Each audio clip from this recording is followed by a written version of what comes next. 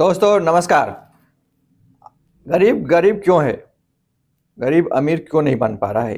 इस बात पे हम चर्चा करेंगे। अगर आप अमीर बनना चाहते हैं, गरीबी से अमीरी में जाना चाहते हैं, और यदि आप अमीर हैं तो कंटिन्यू अमीर रहना चाहते हैं, तो इस वीडियो को आप जरूर देखिए। दोस्तों, गरीब हैं तो कोई डिप्रेशन और टेंशन की जरूरत नहीं है। आप अमीर बन सकते हैं, केवल आपको अपनी आदतों में सुधार करना पड़ेगा। आपको गुड हैबिट लेके आना पड़ेगा, अंदर गुड आदतें लेके आना पड़ेगा, फाइनेंशियल प्लानिंग, टाइम मैनेजमेंट, ये सब सीखना पड़ेगा। और इसके लिए यूट्यूब में लाखों वीडियो है, और हम 6 टॉपिक्स पर भी विचार करेंगे कि आखिर गरीब गरीब क्यों है। पहला नंबर की फिजूल खर्ची, शो ऑफ। उसके पास थोड़ा सा पैसा हो गया तो शो करने के लिए वो आईफोन लेगा, बुलेट लेगा, वो भी ईएमआई पे ले लेगा। स्टार्टिंग में आपको ये सब करने की जरूरत नहीं है। अगर आपके पास फंड आ गया, पैसा आ गया, तो ये सब कर सकते हैं। तो आपको शो ऑफ से बचना है। शो ऑफ अगर करते रहें तो आप गरीब के गरीब ही रहेंगे, फिर अमीर नहीं बन सकते हैं।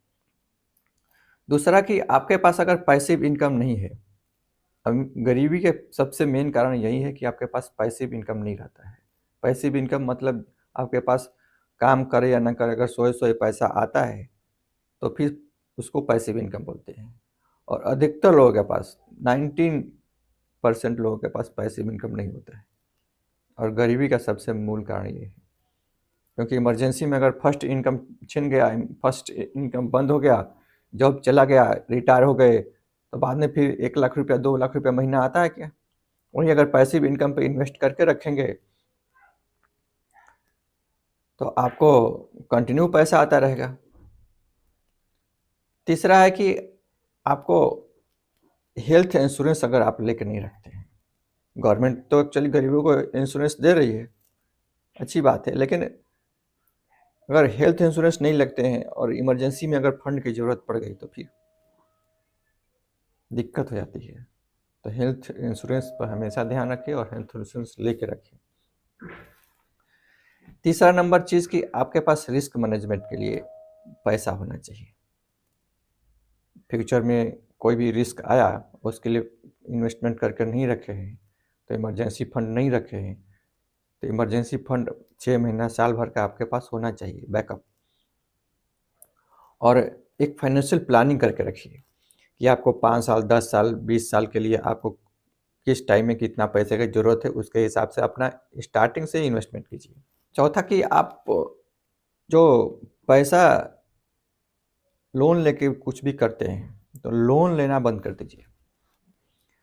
क्योंकि अगर लोन लेना बंद नहीं किए तो वो लोन आपको गरीब का गरीब ही रखेगा।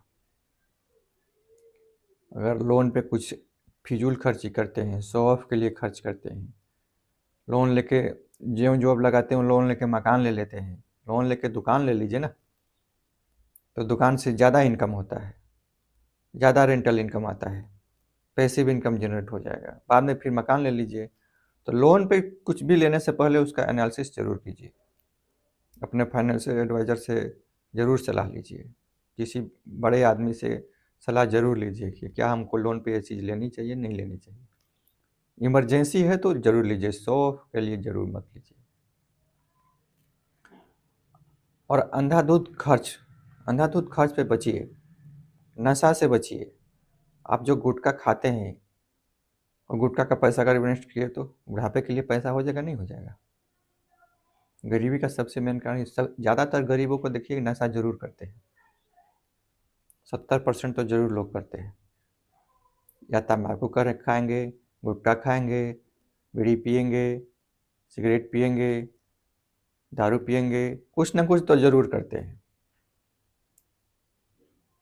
50% लोग इसी में परेशान हैं, क्योंकि वो आप स्टार्टिंग से अगर 100 रुपया भी इन्वेस्टमेंट करते हैं तो भी रिटायरमेंट के लिए लाखों रुपया हो जाएगा।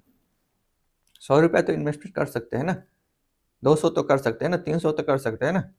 दोस्तों, यदि आप इन चीज़ों से बच गए तो आप गरीबी से बाहर आ सकते हैं। अगर इन चीज़ों से नहीं बचे तो फिर आप गरीबी से बाहर नहीं आ सकते।